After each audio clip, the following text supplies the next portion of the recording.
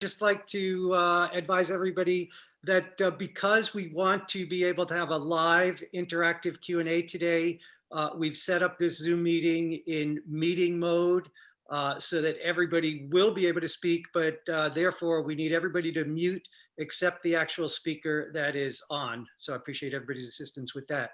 And with that, Happy New Year and good morning, everyone.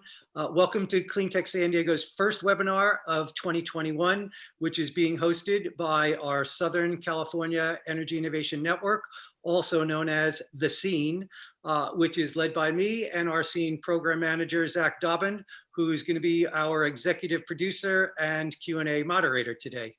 I am Marty Turok, and I've been leading strategic programs for Cleantech San Diego since it was founded in 2007.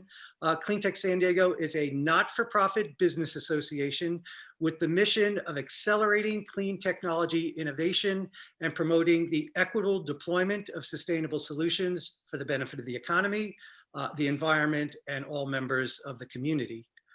Clearly, Cleantech San Diego's #1 strategic program since we were awarded a grant in 2016 has been our SCEIN incubator program, which is funded by the California Energy Commission to create a statewide energy innovation ecosystem to accelerate the commercialization of new breakthrough technologies that'll help us close the gap to the state's aggressive targets for energy and greenhouse gas reduction by 2030.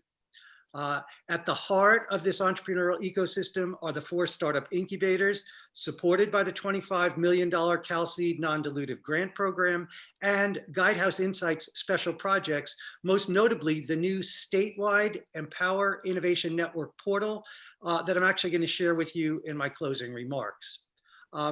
Our Southern California Energy Innovation Network Incubator has responsibility for identifying and supporting startups in San Diego, Imperial, Riverside, and San Bernardino counties. In terms of eligibility, you must have an office in California. You must have a business presence in San Diego, Imperial, Riverside, or San Bernardino County. You must have a breakthrough electric energy technology that helps us get towards our state strategic goals. We're actually open to early to late stage startups, technology readiness levels from 1 to 9. But the bottom line is the company must ultimately deliver benefits to California electric ratepayers.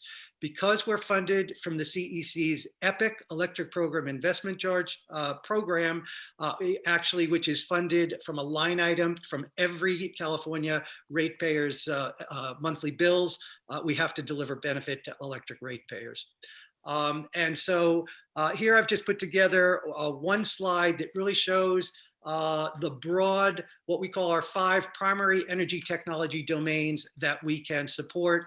And you can see it's a pretty big sandbox that we're allowed to play in.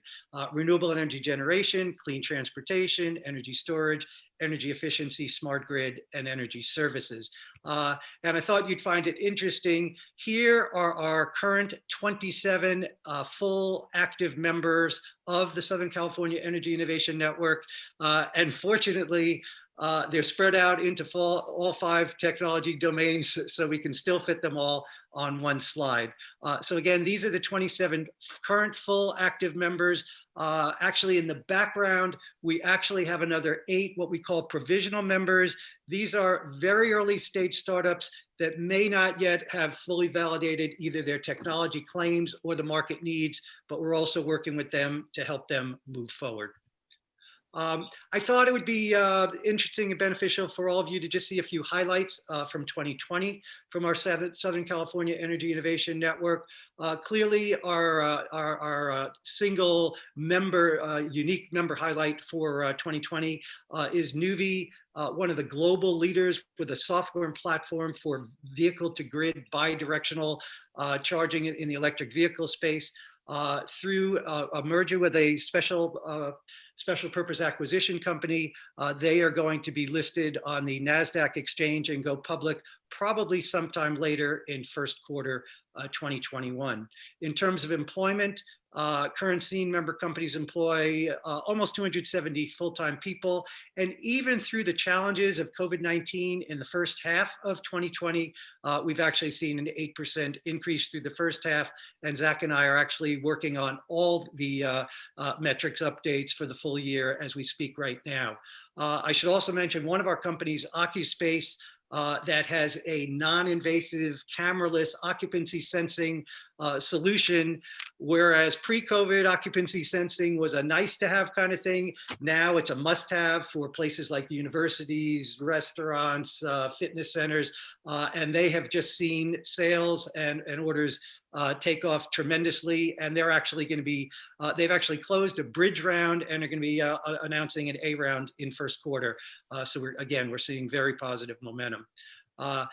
Talking about the bottom line, bottom line in terms of numbers, on this chart in the lower left-hand aqua hemisphere, that actually shows the $76.9 million of capital raised, of capital that was brought into the incubator from our startups when they joined us. The upper right-hand hemisphere in the light olive green, that shows follow-on capital that's been raised by our member companies since then, 74.5 million. So basically over the 4 years of operating our incubator, we've seen 100% increase in follow-on capital. And when you divide that by the total expenditures of all the partners in our incubator of $3.4 million, you can see that we're running at a 20x return on investment. So very proud to keep that growing and supporting, and again, supporting our companies in raising that capital. Another nice highlight from 2020 is that when the CEC conducted their 6th annual EPIC Symposium in October, they had their first inaugural California Energy Visionary Awards. And once again, I'm pleased to report that 3 of our SCEIN companies, Aquacycle, Nuvi, and IV Energy, won 4 of the 5 first annual California Energy Visionary Awards. And the CEC invited all of the most promising startups from across the ecosystem. So we're very proud to have 4 of the best of the best. Just in terms of how do we help startups accelerate commercialization of their technologies? Well, we actually have subcontracts with the 9 organizations that you see on this chart. And Zach and I act as your one-stop shop to connect you with any of these organizations that will support whatever particular aspect the startup is working on, whether it's technology and market validation, policy or regulatory support, business acumen, maybe pulling together your investor deck, investor presentation. So the bottom line is, through these partners, we basically can offer startup support on everything that they need except 2 things. We don't offer office space, and we don't have our own budget fund of capital that we can award. And recognizing that, we clearly know that capital is the oxygen for startups, and so we know that providing sources of capital for our energy startups is another key thing that we need to do. For those of you who have been working with us over the last several years, you know that I like to call this meeting in January our Show Me the Money meeting, because this is where we do introduce you. We typically have introduced you to 2 very attractive, non-diluted sources of capital for startups, the CalSeed Grant Fund and Rocket Fund. I'd like to advise you at this time that we're actually coming up to the end of the first 5-year term for all of the entities that are in the CEC's current entrepreneurial ecosystem. The great news is last Tuesday, January 5th, we were all advised that the CEC has gotten budget approval from the state to offer follow-on funding to all of our entities, subject to the submission of an application that meets a full evaluation criteria. So both all 4 incubators and CalSeed are in that process right now. And so CalSeed is hoping and expecting that their new funding will be approved sometime early to mid second quarter. And so we're hoping to be able to come back with a second introduction to the CalSeed grant, concept grant awards for 2021 solicitation in that second quarter timeframe. And again, that's for their concept grant awards that are geared for technology readiness level 2 to 4. And today, Stephanie's going to be talking about Rocket Fund, which is TRL 5 to 7. So you have to have a minimum viable product. The last slide and last comment I'd like to make, again, related to this identifying and providing sources of capital to our member companies.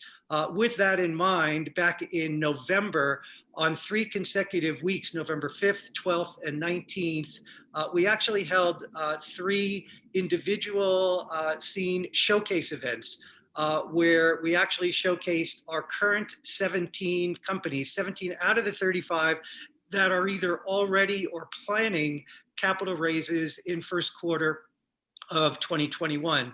And we broke these out by late stage, middle stage, and early stage. And I just wanted to let you know that we actually have YouTube videos of these full showcase events on the Cleantech San Diego website.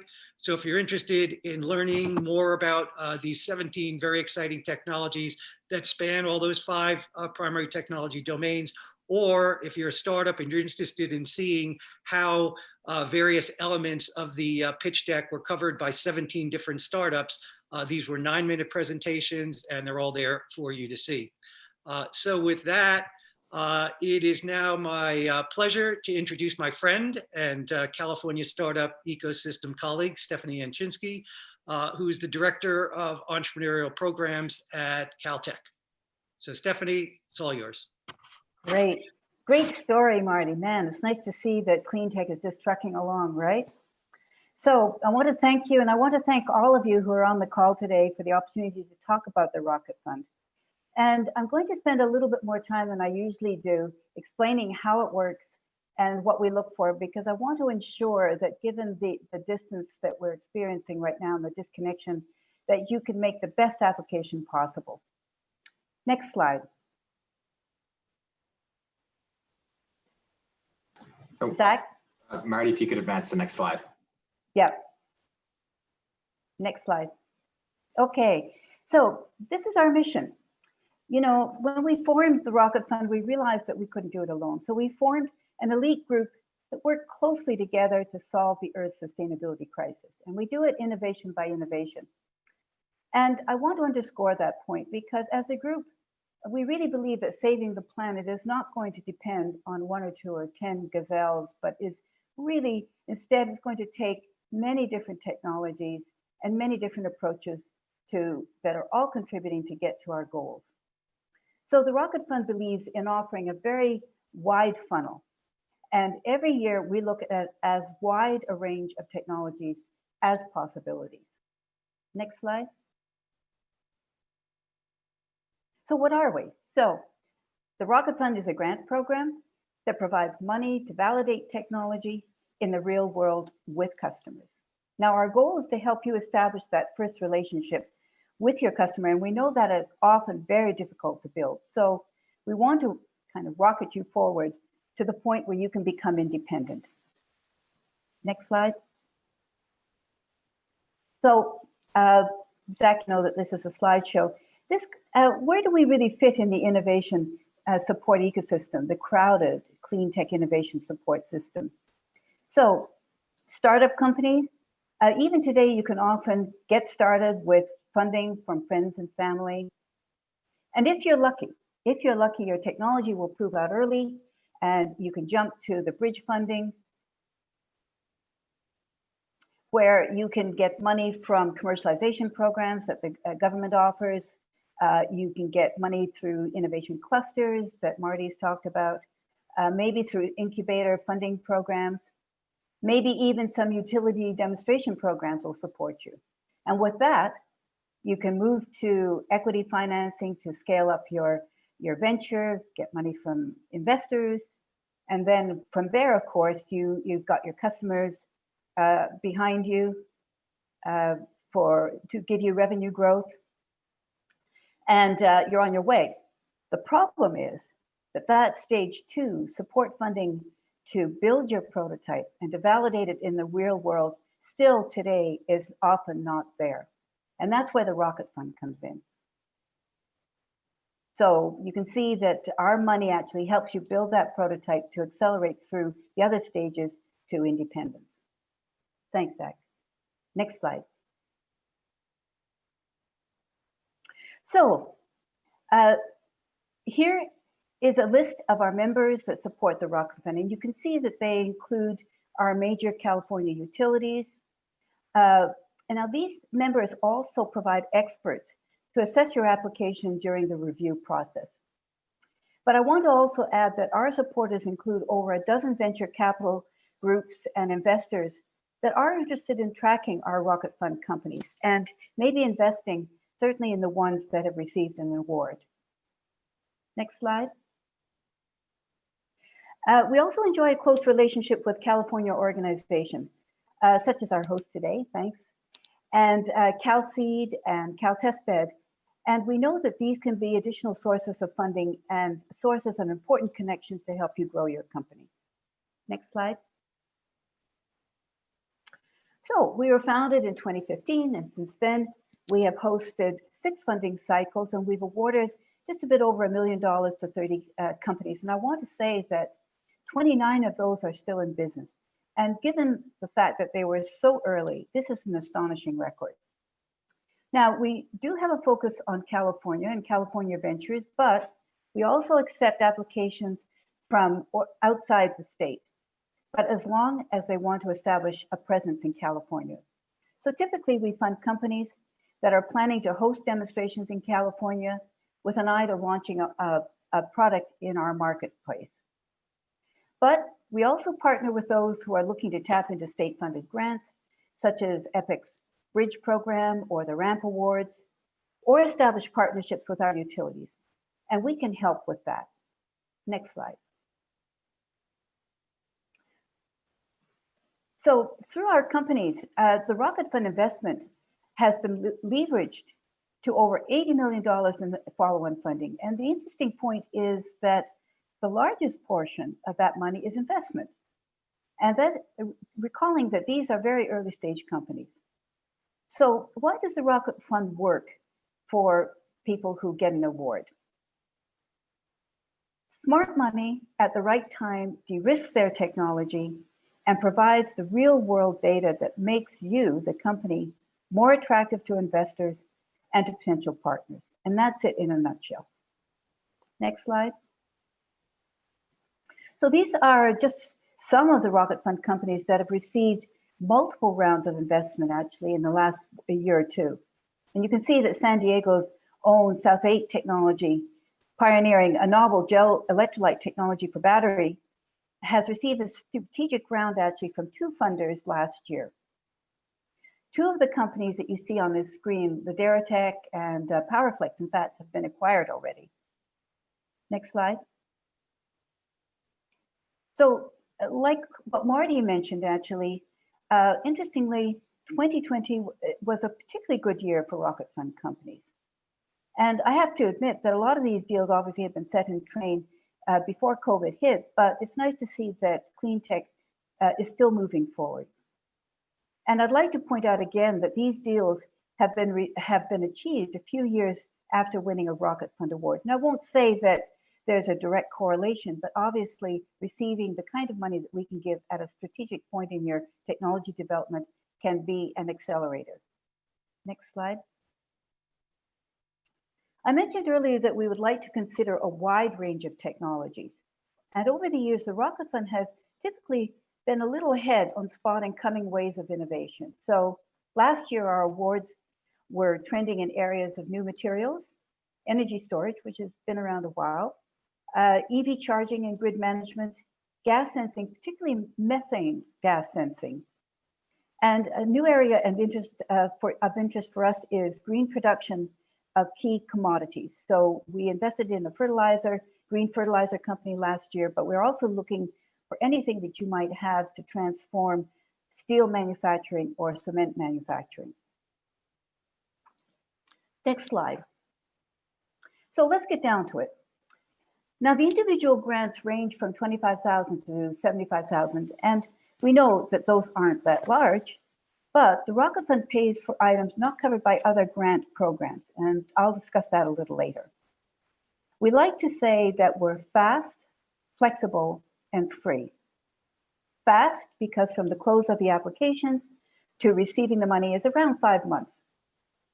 We're flexible.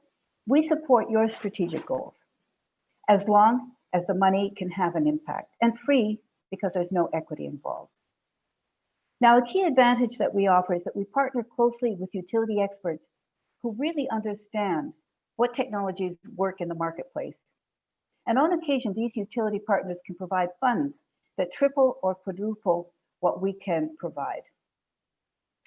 Our channel partnerships with IN2 Wells Fargo and Enroll and technology clusters such as our host today can also provide additional funding and connections to resources. And I'll tell you how one of them works. So for instance, the IN2 Wells Fargo program offers $150,000 vouchers that will cover technical expertise and access to facilities at Enroll. Now, as you know, of course, that Enroll is one of the premier DOE labs in the country.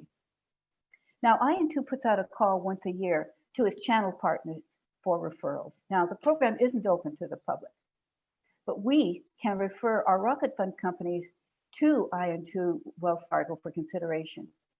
And by the way, you don't have to be a Rocket Fund winner, but you do have to participate in the program.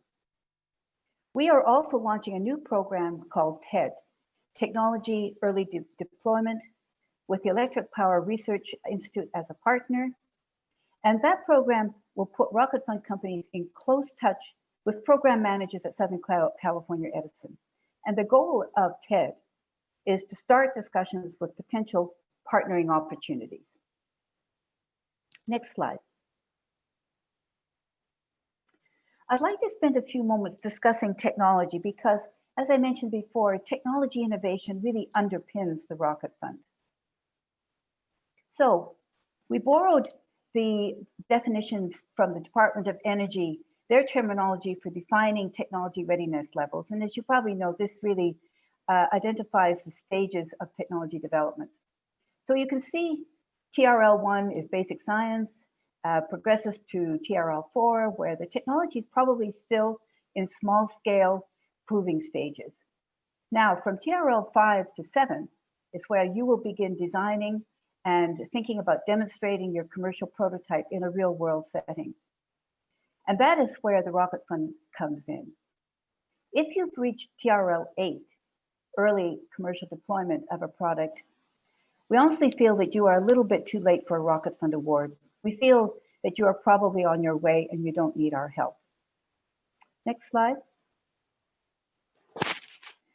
So what do we pay for? So we pay for items, as I mentioned before, not covered by other grant programs. And this is intentional.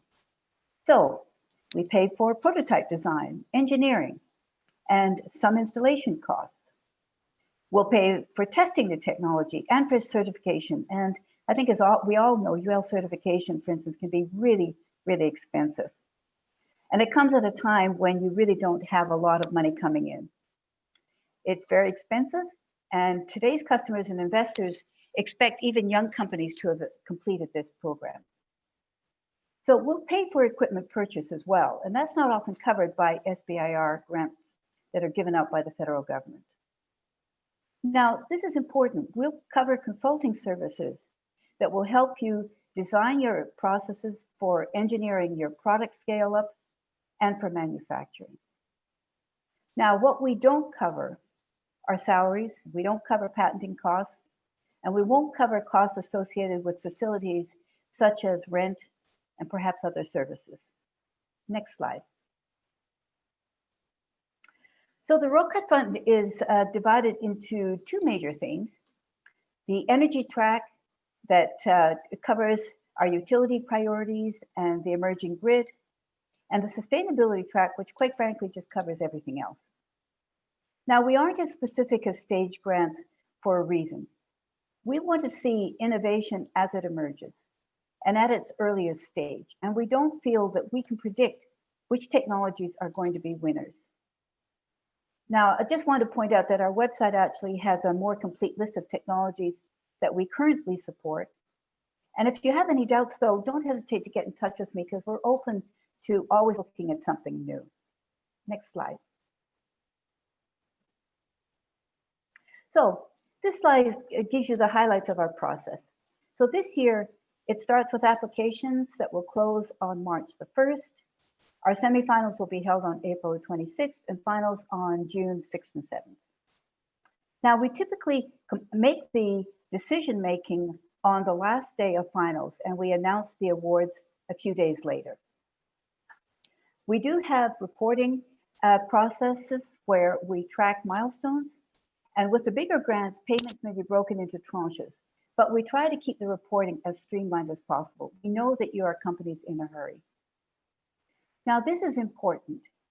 Think about scaling your project so that it can be completed within 9 to 12 months of receiving our award.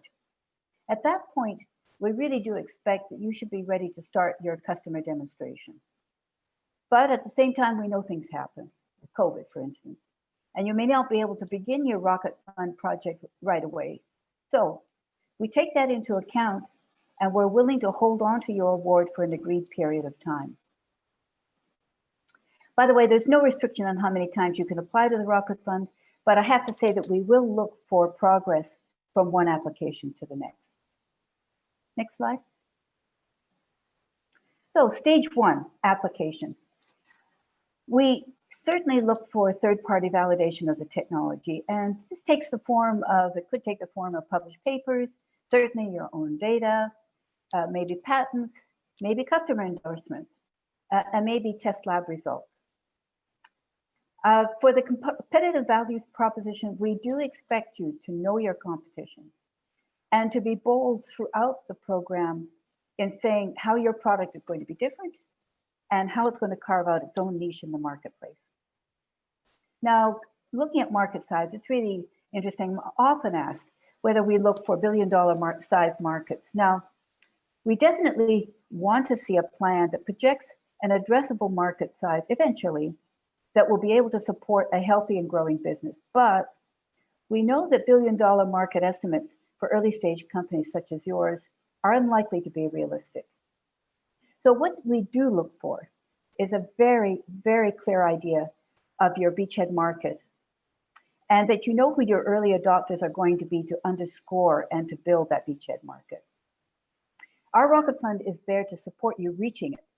So the TAM and the SAM markets numbers that you quote are likely to be more realistic if we feel that you have a clear understanding of what that beachhead market is going to be. Now, the key element of the Rocket Fund, I think, that makes us different and our awardees successful is that in order to receive a grant, you have to have potential customers or strategic partners that are willing to give you a site for demonstrating the prototype that we fund. We know how hard it is to assemble such validating data and to de-risk your technology. So we aim to fill that gap. By the way, I mentioned that we do fund lab testing, but the results have to be recognized as the gold standard by the industry and by your customers. Now, in your application, please state your ask. We can't fund everybody fully, but often our money can be catalytic to you receiving serious attention from other funding sources. So it is better to have something than nothing. Next slide. Now in stage 2, you will fill out a due diligence form which expands on each of the questions that we asked during your application. Now this form will be reviewed by our Technology Advisory Committee, the TAC, and the TAC consists of between 20 and 30 experts from our utility partners, from government, and this year we're fortunate enough to have a judge from ARPA-E, from industry, and from our investor partners. Now, most of these items are pretty self-explanatory, but let me expand on a couple.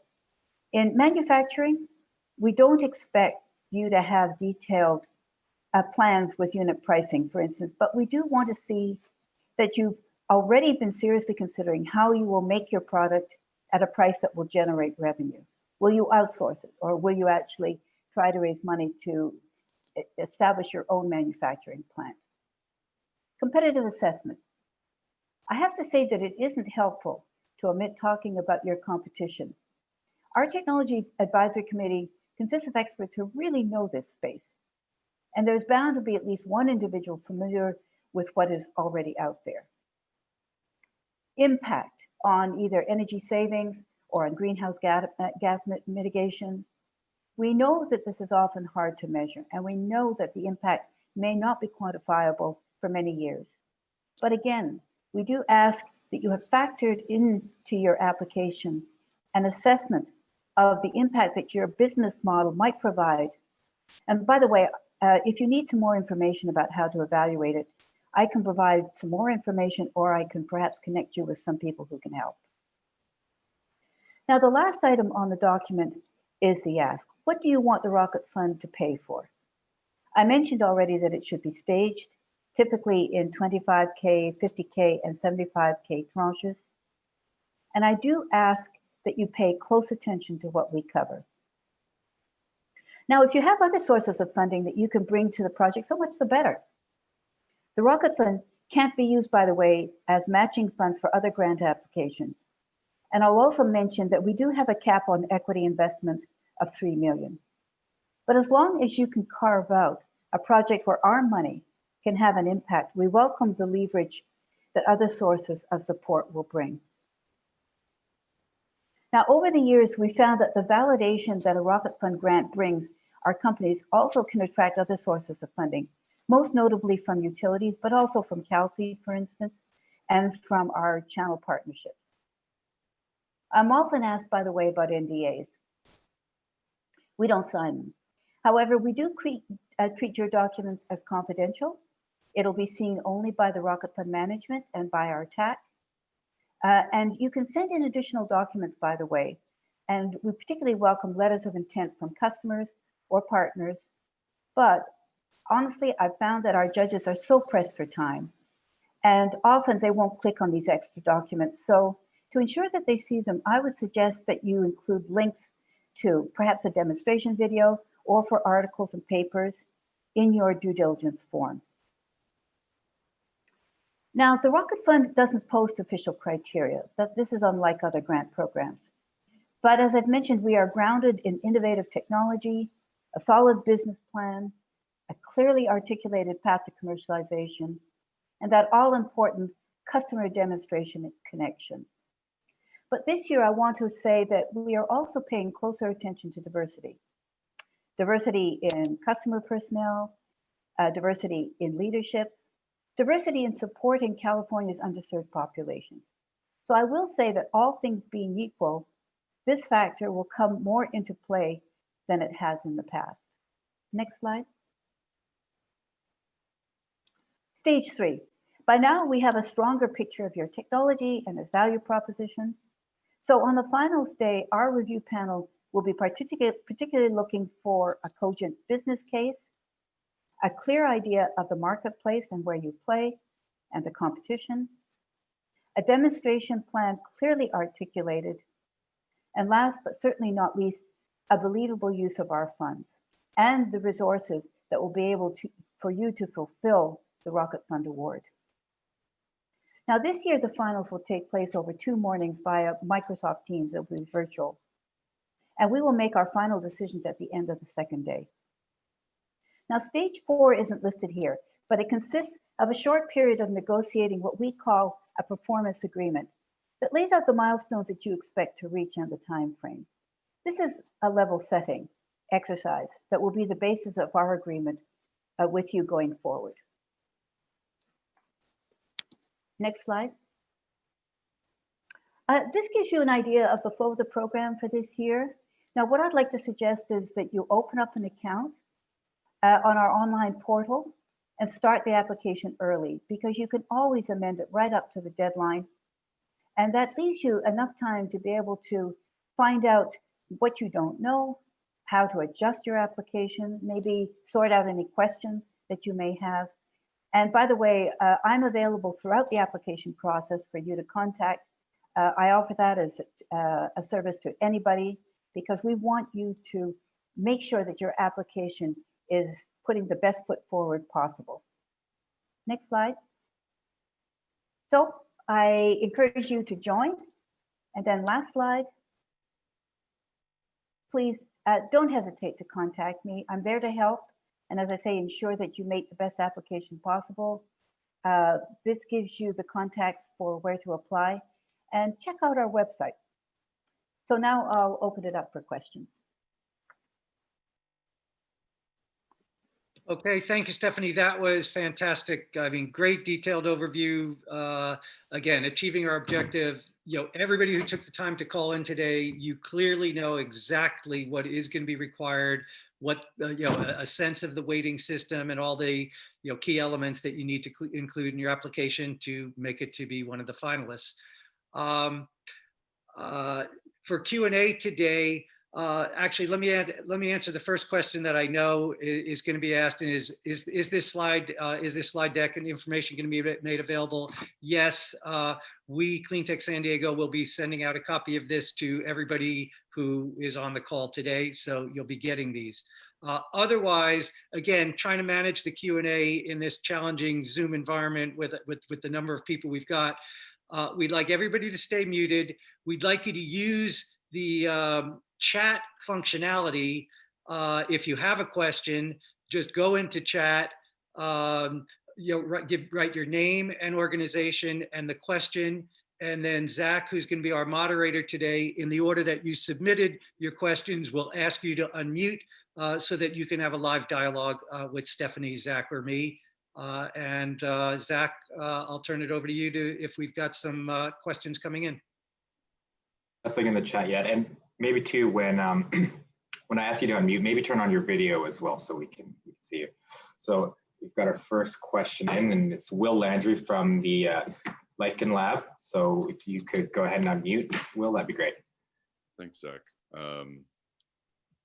I was just curious, of the fund awardees from either the Rocket Fund or the members of the Southern California Clean Innovation Network.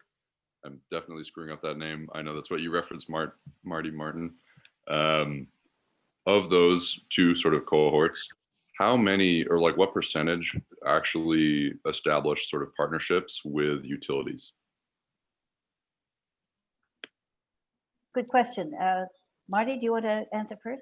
I mean, you know, from our perspective, again, I'm thinking out loud now. We have 37 current active members. I mean, off the top of my head, I'm thinking, again, for our territory, we actually are involved with SDG&E and SoCal Edison. And I'd say out of the 37, you know, maybe 5 of them are engaged with utilities. We do have one primary representative from SDG&E and SoCal Edison on our technical advisory committee. They either participate or they identify the subject matter expert within their companies that participate in the intake sessions for new companies. And at a minimum, will, you know, if there is a relevant technology, we'll at least arrange for what we call a customer discovery, you know, web conference in the current day and age. And then from that, you know, whether an engagement, you know, continues on or not, you know, goes from there. But I'd say out of the 37, I'd say maybe a quarter of them have had that customer discovery discussion. Maybe 2 or 3 are actively engaged right now. Yeah, in our case, of course, not all our companies want to, in fact, connect with utilities. As I mentioned earlier, we have 2 major themes to our program. But of the ones that do, I would say that at this point, they have all at least connected with the utilities in one form or another. They certainly have been seen by our experts on the at the review panel sessions. Some of the partnerships have been formed at that point. They've been taken in to be put in front of program managers, and discussions have started. But we did launch this TED program that I mentioned earlier, the Technology Early Deployment Program, specifically to be able to foster connections to not only Southern California Edison, but to other utilities that are part of the EPRI network. And we also do look for, and I want to put this out there, if companies are interested in connecting with utilities and have a plan for mounting a demonstration that would somehow involve utilities, that is a really good touch point for us. That obviously is leveraging our money, and we're happy to foster that. And we also, on our review board, we have representatives from all 6 utilities that are mentioned as members. Actually, Stephanie just reminded me one other point I'd like to make. Again, besides the utilities, one thing that's unique about Cleantech San Diego, this not-for-profit business association being our parent company of this incubator, we have 124 member companies that span the whole public, private, academic arena.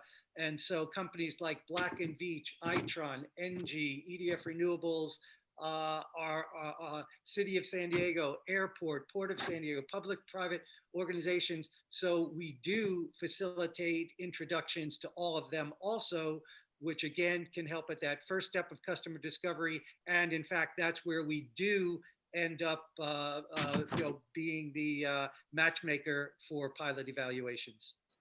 Thank you so much. Hey, Yeah. Next, go ahead, Stephanie. No, I was just going to say, similarly, we have connections right across the country in different companies, government organizations, so we can help foster connections in other areas. Thank you.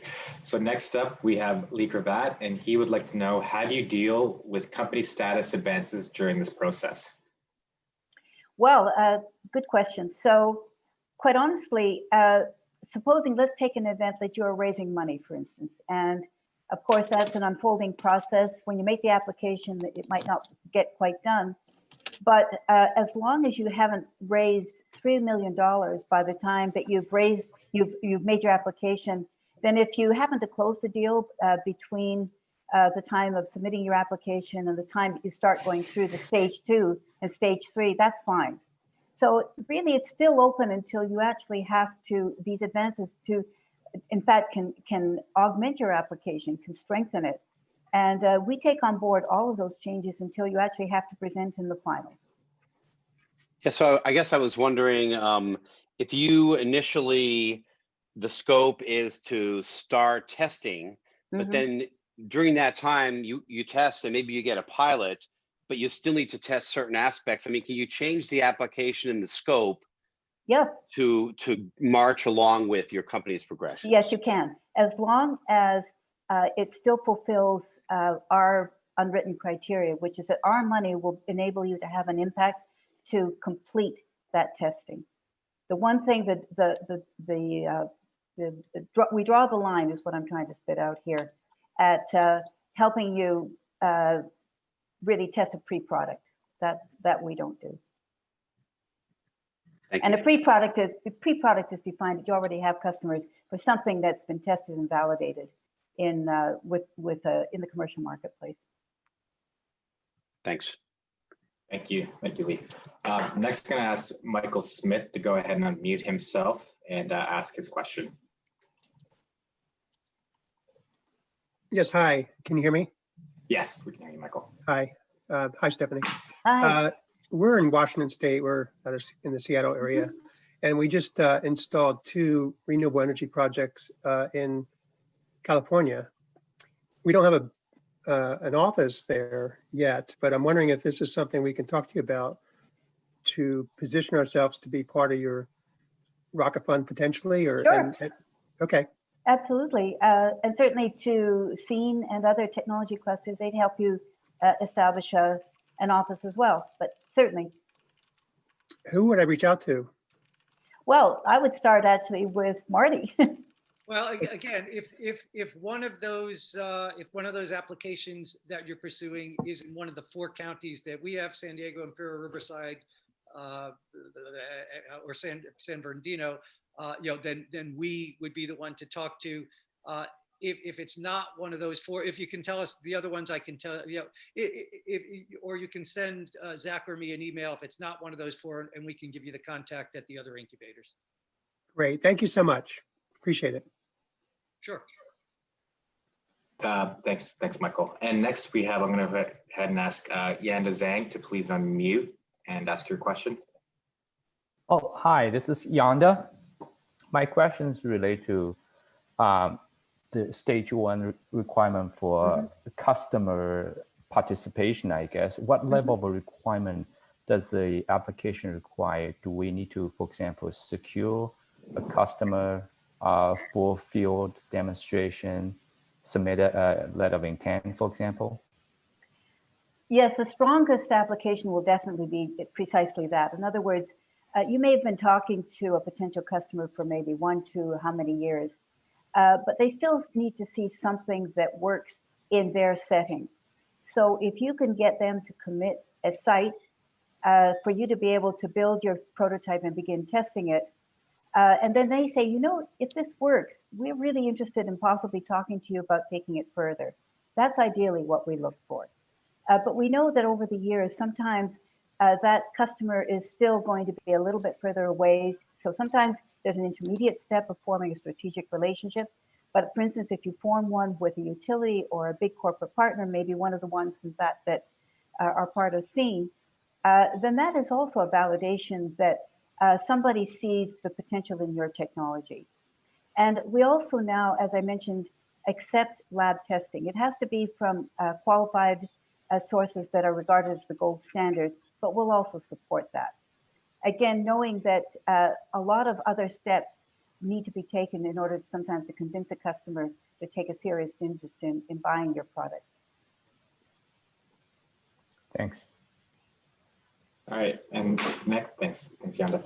Next, we'll go back to Will Landry. He has a question regarding IP. Go ahead, Will. Thanks again. Appreciate it, Zach. So in sort of several other grant programs and opportunities that we've looked into, we have been we've gotten the feedback that, you know, the fact that we don't have filed IP yet is sort of a big hindrance to, you know, accessing funds. But, you know, that, you know, perhaps sort of we're more catered to utilizing our trade secrets. And so how does IP, filed or unfiled, play a role in the Rocket Fund? First of all, we don't require it, okay? We've actually funded companies where the IP wasn't established yet. They went on actually to use our money to develop technology that qualified for filing patents. So it's not a requirement. I have to say that it does strengthen your application if you do have some, at least underway. It may not be an awarded patent yet, but if it's underway, yeah, it does strengthen it. But no, we've funded companies without. Thanks.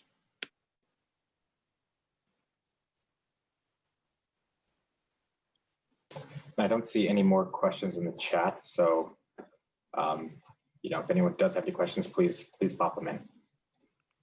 Okay, we'll give another 1 to 2 minutes, and if we don't see anything else pop up, I've got just a couple closing slides. So I would ask everybody to just hold on, because I do have a couple more just important things that I think that this audience would like to be aware of.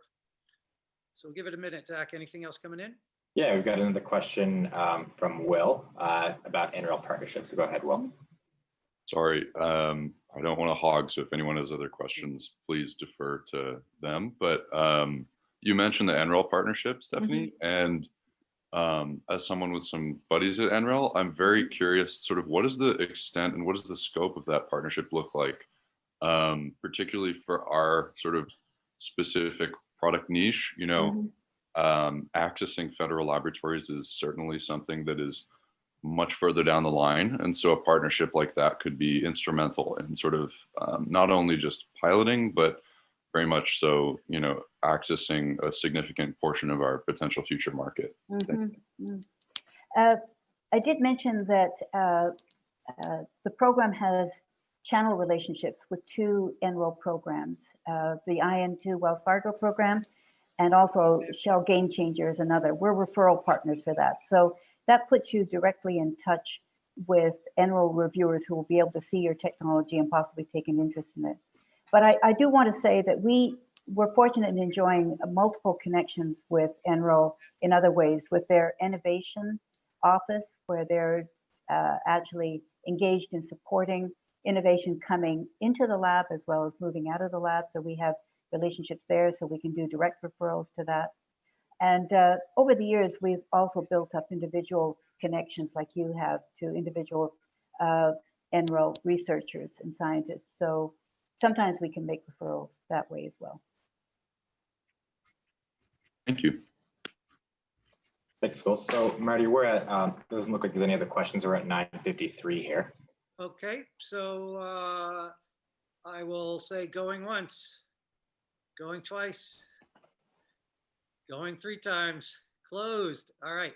So Hold on, someone just got one in. Yeah. All right. At the Oh, bell. two. Saved by the We bell. got 2 in. Yeah. All So right. go ahead, Marilyn, please, if you would unmute yourself.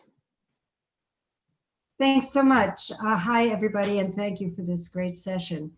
We have chemicals that we discovered in the ocean, and their remarkable anti-biofilm and anti-fouling properties and antimicrobial.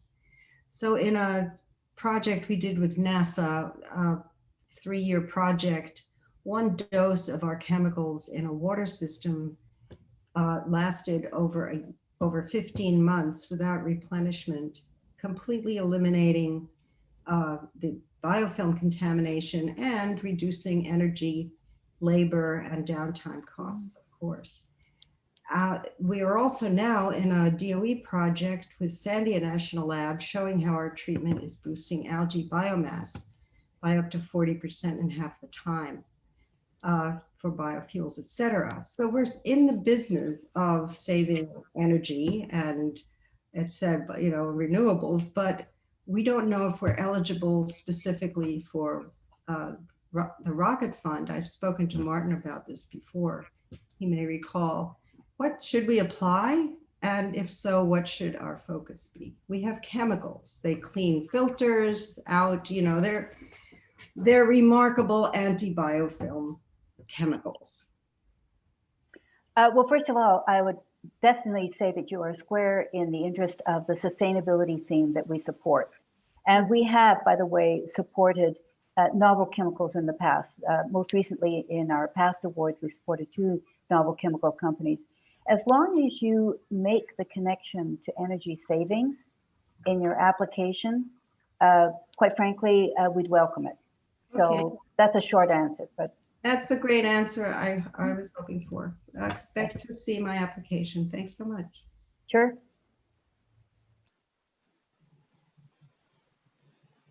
Thank you, Marilyn. Thank you, Stephanie. And I would just like to point out in the chat that Joe Wallace mentioned that CVEP is an original member of the Enroll IN2 program. They participated for 6 years, and he's offered to answer any questions, and he's put his email in the chat. So thank you, Joe. Yeah, thank you. That's great. Anything else, Zach?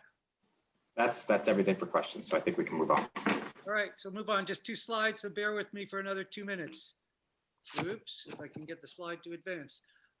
So I mentioned in my opening comments that, again, one of the other partners that was created by the CEC in this statewide entrepreneurial ecosystem is Guidehouse Insights, and they have created an Empower Innovation portal. This is really the California Energy Commission's statewide portal to all things energy startups. So every startup that is a member of all 4 incubators has a profile, and you can see them at the top of this slide, of interest to others. And before I leave that, every startup that we talk to and that Stephanie talks to, and you see their pitch deck, they say we're the only ones doing that. And when they do their competitive, well, there's other guys who are doing this, but nobody's doing it like us. And I got to tell you, when you go and you look at these other startups, there are typically other companies in your space. You are probably not alone. So it is good to take a look at who else is out there and really understand what's going on in the overall ecosystem. The other key things that I use this for, and in fact we used it for this event, is that they keep a master event calendar. So again, anything energy, and it's not just across the state, but anything that's relevant to the California energy startup ecosystem. If there's an event, they have an events tab. And then the other one, again, in the spirit of show me the money, they have a funding tab. And so every DOE, CEC, any other grant that's related to energy startups, they have a central repository and post those grants as they come. It currently has over $1 billion of grants listed there. And under that grant tab, there's another sub tab that says find a partner. So if you're a startup or whatever, and and you'd like to participate, but you know that you're not going to be able to be the prime, but you have a technology that you'd like to partner with somebody. So there is a find a partner tab within that. So if you are directly involved and interested in this California statewide energy startup ecosystem, you should create a profile, you should join this, and you'll be able to get that information in one click. So just wanted you to know that. And then in fact, the Empower Innovation Network, having now created that whole portal, then the next step that they're looking to do is actually host and lead specific events for the California Energy Commission. And so the Empower Innovation Network has partnered with Cleantech San Diego and the Southern California Energy Innovation Network to actually launch their first event, which is going to be on January 28th. It's called Developing Sustainable Affordable Housing in California's Communities. I know one of the agenda items that they're going to address is the CEC's newly released Next Epic Challenge grant. That's a $48 million grant that's going to be geared towards affordable, I think, zero carbon community development. So it really is the next epic challenge in trying to get zero carbon mixed use housing and commercial developments. And again, they're bringing in stakeholders from all aspects of this housing discussion. I know one of the lead panelists is going to be Ivy Energy, one of our Southern California energy innovation companies. In fact, the company that won the overall California energy award at the CEC meeting. And so again, if you're at all involved in affordable housing and have technologies that can drive zero carbon housing, you should probably participate in this event. So that's it for now. Here's the contact information for Zach and me if there's any follow-ups you have with the SCEIN. Stephanie previously provided hers, and like I said, we'll be getting a email with a copy of this presentation out to all of you. We appreciate your being with us. We appreciate any follow-up inquiries you have, and we appreciate any other referrals and follow-ups to people who couldn't be on that you think should have, and so please share this with them. So thank you, everyone. Have a great year. Bring those innovations. We look to keep them moving forward, and look forward to getting to meet and know more of you and bringing new members into both the SCEIN and the Rocket Fund. So thank you. Have a great week. Thanks, everybody. Have a great week. Bye-bye. Thanks, everybody.